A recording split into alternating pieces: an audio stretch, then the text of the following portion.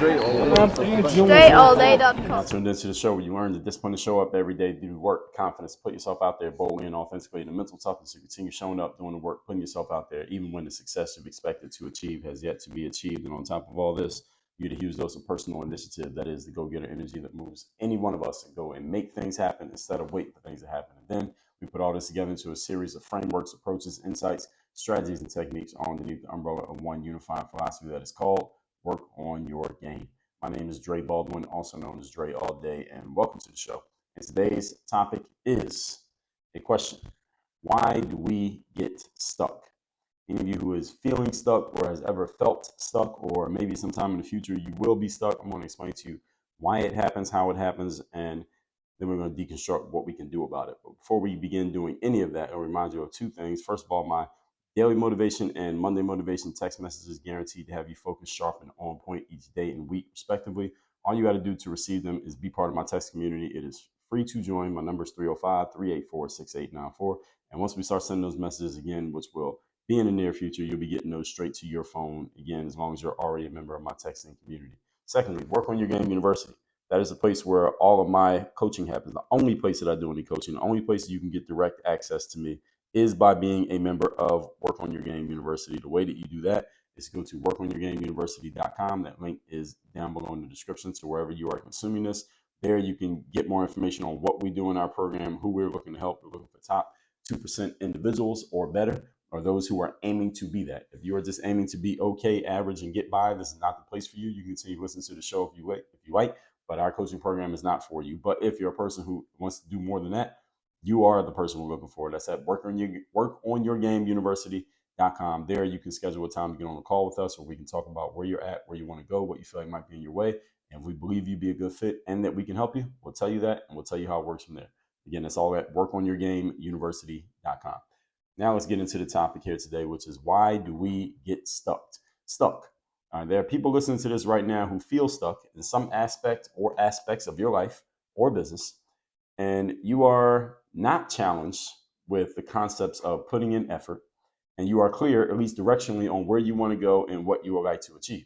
The stuck feeling is this form of frustration because despite the fact that you are putting in effort and you have positive intentions, you are still not making the progress that you want to make. All right, that's where the stuck feeling comes from. So today I'm going to explain to you why you are stuck, and I'm going to point you in the direction of what you would need to fix in order to change this circumstance. Point number one. Topic once again today is why do we get stuck? Number one, false beliefs.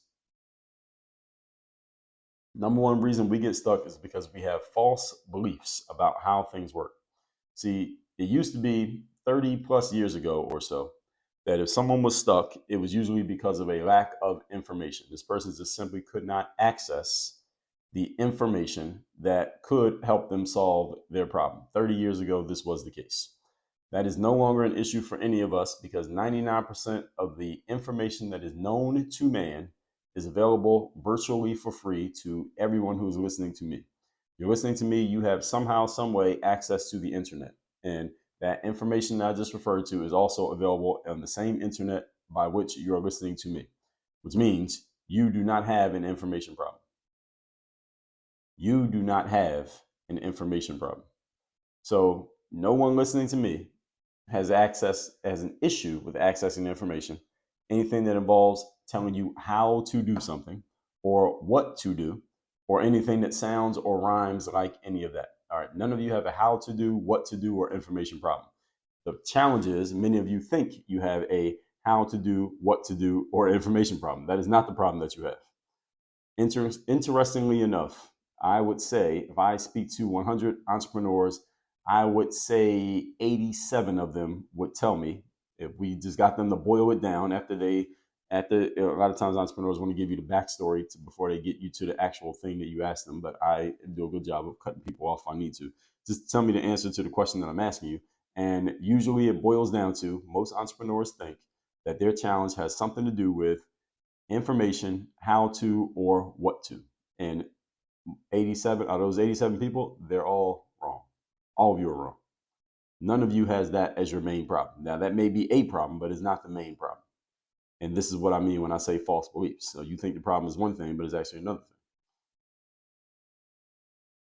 What actually is the problem for most people, any of you who thinks your issue is how to, what to information, is that you have false beliefs and false ideas about how things must go and what needs to happen, what you need to know, and what you should be doing. Those are the issues that you actually have. In other words, you have things that you believe you already have under control, but you don't have them under control. You think you know things that you don't actually know.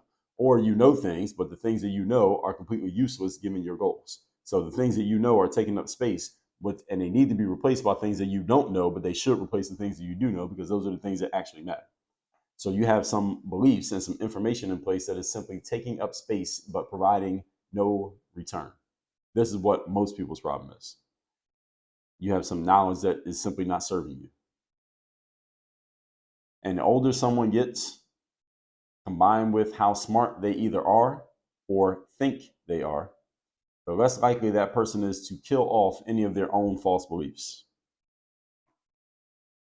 The older someone gets, and the smarter they either are or think they are, the less likely this person is to kill off any of their own false beliefs. So a young person who believes in their own ignorance is the easiest person to get to change their way of thinking. An older person who thinks they're really smart, it's very difficult to change this person's way of thinking because they are already convinced of their own intelligence. And because they've been convinced for so long due to their age, that it's very hard to get this person to change. And this is why the older someone gets, the less likely it is that they will change. This is why people get stuck in their ways, so to speak. And people like to use that phrase proudly, unfortunately, as an excuse to not change the way that they're thinking. And this is unfortunate, again, because if you're unwilling to change the way that you're thinking, then you should get very comfortable with your situation because it ain't going to change. That your situation won't change if your thinking doesn't change. This is a hole that many people dig themselves into, and because of their ego, they're unable to dig themselves out of it. And what I just said describes about 70% of the main problem that most people have when they feel stuck. Is that they dig themselves into a hole mentally. This is not a literal one, just a mental pit that you're in, but you won't get out of it because you have certain beliefs that you're unwilling to change. So people have these beliefs, they don't want to change what they believe, and they have too much ego to admit that what they believe may not be as correct as they think it is. And see, again, the smarter you believe you are and the more experience you have, the more confident you become both in your intelligence and in your experience. And these are the very things that are in your way. These are the very things that are holding you back. Most of you listening to me right now, the very thing holding you back is your own intelligence and your belief in that intelligence. If you're able to drop that, then you can make change very quickly. Point number 2. Today's topic, once again, is why do you get stuck? Number 2, unproductive habits. We just talked about one of them. Those false beliefs lead to unproductive habits. The beliefs themselves are a habit, but then those beliefs lead to actions that become habits and things that we do over and over again, even though they're not producing results for us rather. These are the habits that these are the action habits that slow us down. Now, here's the question. Why would anybody do this? Why would someone continually take actions that are not helping you get results? Why would you do this? Why would I do this? Why would anyone do something like this? Well, I'll tell you why. Because we are comfortable doing them, and that's how they become habits in the first place.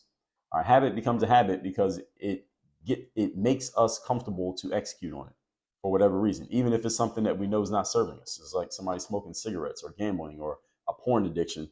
We know that it's not good for us, but we get comfortable doing things that are not good for us, and therefore it's hard for us to stop. All right, this is why the comfort zone is the comfort zone, because we're so used to doing certain things, it feels comfortable, and we rather do the thing that is comfortable than not do the thing that is comfortable because that makes us uncomfortable. And most human beings cannot deal with discomfort very well, and not for very long. So often our habits are unconscious, and by definition, most habits are unconscious. So we are not even aware that we're doing things that are not serving us. And this is the big problem. We don't even know that we have these bad habits. We know we may be aware that habits exist, but we don't recognize our own bad habits as easily as we can see someone else's because we're so used to ours. We're basically sleepwalking through doing them. We don't even realize that it's happening. Again, we are unconscious about it. Most habits, by definition, are unconscious. We don't know that we're doing it. That's the point. So while we're in the midst of doing these very things that are not helping us, we can't fix it because we are not conscious enough about what we're doing. So the fix for an unproductive habit, folks, is we have to become aware of the habit. You got to become aware of the thing that you're doing over and over again, especially if it's not working. And then once we become aware of our habits and we recognize one that needs to change, then here's the next thing we have to do. We have to build up the requisite mental strength and the motivation, if you will, to do something other than what the habit is pushing us to do. So if your habit is drinking alcohol every day, we have to recognize that we have a habit of drinking alcohol, agree that this habit of drinking alcohol is not helping, because there are some habits we have that are good. If you have a habit of going to the gym, you should probably keep it up. But you have a habit of drinking alcohol that's probably not helping you. You have to recognize that, agree that it's not serving, and then decide. And the word decide comes from the Latin word decidere, which means to cut off, which means you're cutting off every other possibility that you're no longer drinking anymore. Once you make that decision, now you have to do the uncomfortable thing that follows that decision, which is the action. And that means not grabbing for a beer when you normally would grab for a beer, not going and re-upping with another 6-pack from the local deli because you decided that you're not drinking anymore, and deal with the withdrawal symptoms of your body screaming for a beer and you're not giving it one. And that may take a little bit of time for your body to get over the fact that it's not getting more of what it wants, and you fighting against your comfort zone because it's screaming, because you're pushing yourself out of it. As long as you can deal with that, then you can get over this bad habit and replace it with a good habit. And there's a reason why there are coaches and accountability partners and consultancies and rehab facilities to help people with this, because those withdrawal symptoms that come from challenging your comfort zone are very strong withdrawal symptoms. And again, that's why they have entire programs to help people with this, because it's very hard to do by yourself for some people. Not for everybody, but for some. So you got to build up the mental strength and the motivation to get yourself out of doing the thing that you're used to doing, and the motivation to stay out of it even when your comfort zone is sounding the alarm to send you back to where you were. Habit will push you to do things that are not serving you simply because the power of habit is very strong. Remember that human beings are creatures of habit. We are wired for habits. So when you're trying to break a habit that you have decided is no longer good for you, you are going against your natural human inclination. You are going against the grain. That's why it's so hard to break habits. This is the reason why people don't do it. And the way that I just broke that down, I think you can understand. Breaking a habit is not as easy as it sounds. Sounds good to talk about it, right? But it's not so easy to do. And any of you who's ever tried to break a habit, you know this. You know exactly what I'm talking about. Habits are not very easy to break. And this is the reason why they're habits. And again, the longer you've had a habit, the more comfortable you become with it, and the less apt you are to change it, even when your intellect tells you that you should probably change it. All right. This is the reason why many people don't change. Intellectually, consciously, you understand you should change, but understand your conscious thinking only controls only about 15% of your thought processes. The other 85% are controlled by your habits. So if the army of 15 is going against an army of 85, which one is usually going to win? Without having any other information, usually the bigger army wins. All right. And in military operations, usually the larger army wins. I'm not saying it happens every time, but it happens most of the time. There's a reason for that. All right. There's the strength in numbers. Everybody heard of that before, right? Okay. So 85 against 15, you'll probably take the 85. You had to bet money on it. Which one would you bet on?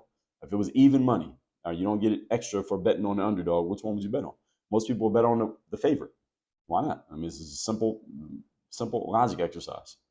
This is the reason people don't change. Your habits have more experience at getting you to do something than your conscious thinking has experience in getting you to do something. Most of our thought processes are controlled by the subconscious mind. Your habits are part of the subconscious mind's team.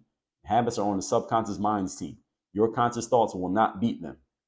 That's why you have to learn how to program your subconscious, which we just talked about a few episodes ago. Let me make sure I give you that episode number. That was episode number 2918, 3 ways to condition your subconscious mind, about 3-4 weeks ago, where we talked about that. So make sure you check that episode. Point number 3. Today's topic, once again, is why do we get stuck? Why do you feel stuck? Number 3, mental lethargy. Mental lethargy.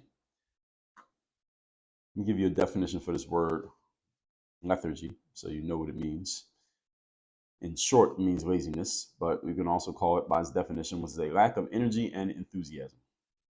Lethargy is a lack of energy and a lack of enthusiasm. Understand that energy is one of the 5 forms of investment. It is one of the most important elements of achieving in life. It is 85% of the job in life is to have energy. More energy you have, the more capacity you have to do work. The mechanical definition, that's what energy is, the capacity to do work. Work is your ability to have some type of impact and force on objects of matter. So when you are mentally lethargic, you have no energy, you have no enthusiasm. This is what happens when habits take over or we stop using our brains as much. Often both happen at the same time. And we allow our subconscious mind to control us. It's not that you're going to stop the subconscious mind from doing its job. It's just that you want to program the subconscious mind so it does the job that you wanted to do, not the job that the environment told it to do, or the job that your parents or your family or your friends told it to do, but the job that you decided that it would do. That's you taking conscious control over the process. And you can do that through what I talked about in my book called The Mental Workbook. It was all about programming. First of all, understanding the programming of the subconscious mind and then understanding how to fix it. Again, in my book, The Mental Workbook, I explain this. So the mental lethargy allows our subconscious mind to control us, which it shouldn't be. We should be programming the subconscious mind, then letting it control us. Because it's going to control you one way or another. You just got to program it the way you want it to so that it's programming you to do stuff that you want to be doing, not stuff that you don't want to be doing. And what happens is when we don't do this, we become mentally lazy, subconscious mind controls us, and we stop considering whether or not our habits are actually serving us. In other words, we have habits that are not serving us, but because we're not constantly thinking about, man, this habit's not serving me, we keep doing it anyway. All right, that's a bad idea. This is a concept that I talk about often in my courses and my coaching programs, my books, and even here on this show. I talk about this same concept over and over again. We have to stay mentally sharp enough to check ourselves on our own nonsense, especially when it refers to our habits and unconscious patterns of behavior that are not serving us and not helping us to move forward. We got to catch ourselves in our own habitual thought patterns. Main reason many people don't move forward in life is because many people are unable or unwilling to break the habits and to break the habits they have and to do things that are different from what they've been doing. All right, most people just want to stay in the inertia. And law of inertia states, whatever motion an object is in, it shall remain in that motion until or unless acted upon by an outside force. At their polar ends, you have momentum and you have stagnation. Most people are somewhere in between. In other words, doing certain things a certain way, and it's hard to break the cycle of doing the same things the same way over and over again. Again, there's a benefit to doing that when you have done it on purpose, when you have set that up on purpose. When you have not set it up on purpose, unless it was set up by someone who you trust, who actually had your best intentions in mind, or their best intentions for you in mind, and they actually had the knowledge to do this the right way, unless they had a combination of both of those, your subconscious has been programmed by, and your inertia has been programmed by something who was unqualified to be programming you. And your job is not to blame them, but your job is to identify this, stop the momentum of what is not working, make changes, and then let that momentum get back in motion in the direction that you want it to go. But again, all of this has to be two things, folks: conscious and intentional. It does not happen by randomness. It does not happen by happenstance or luck. So many people are unwilling to break their habits, break the inertia, and do things that are different from what they've usually been doing, even when they know that it's not the thing they've been doing isn't working. Even then, most people never even get to that point of admitting this much to themselves. Most people are very bad at self-analysis and self-evaluation and self-truth. Telling yourself the truth is one of the key core elements of the 12 work on your game commandments, is that we are honest with ourselves about who we are, and what we're doing. We don't have to tell the whole world, but you need to be honest with yourself about it. That said, let's recap today's class, which is, why do you feel stuck and how do we get stuck? So if you have ever felt stuck or you feel stuck right now, I'm going to tell you 3 things that are causing it. Number 1, your false beliefs. See, 30 years ago, some people thought they needed access to information, but nowadays people still think they need access to information when that's not really their issue. All right? Most people feel like they need access to some type of information, some type of how to, somebody tell me what to do. And if somebody just gave me that, then I would just solve all my problems. That's complete nonsense. That is not the main thing most people have as a problem. Problem most people have is that they believe certain things that are simply not true. And based on those beliefs, they are either taking certain actions that are not working or abstaining from taking certain actions that would work because of their own personal beliefs. It's the very thing that slows a lot of people down. This can be reflected in the ego. This can be reflected in just bad habits, poor execution, and generally a lack of results. Point number 2, unproductive habits. These are the habits that you know are not serving you, but again, because of the law of inertia, because of the fact that human beings are mentally lazy and we are used to doing things by habit, we tend to just keep doing them even when they're not serving us.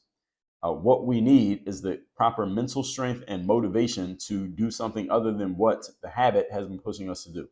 And this is not as easy as it sounds, because the older we get, the more comfortable we become in our habits and the less apt we are to change them, even when our intellect tells us that we should, could, should, and would make a change, because it's so late. We've been around for so long. Why make a change now? Who cares? And you're free to think that way. I hope you don't, but you are free to think that way if you so choose. Point number 3, mental lethargy. This is what happens when habits take over. We stop using our brains as much and we allow our subconscious mind to control us without proper programming. You want your subconscious mind to control you. You just want to give it proper programming for how to control you before you hand over the reins. Most people just hand over the reins, not even realize that they hand over the reins, and allow their subconscious mind to tell them what to do. The problem being their subconscious mind has been programmed by a whole bunch of nonsense from the outside world, not consciously or intentionally by the user. And that's the problem. If you can fix that, then everything else will start to make at least some sense. With that said, make sure you text me so you're in my community. My number is down below in the description. Also, workonyourgameuniversity.com. You are a top 2% performer, or you plan on being one, and you want to be coached by someone who knows what it feels like and looks like to be there and how to help other people get there, then go to workonyourgameuniversity.com. That's where you can get into our program. Work on your game. Dre, all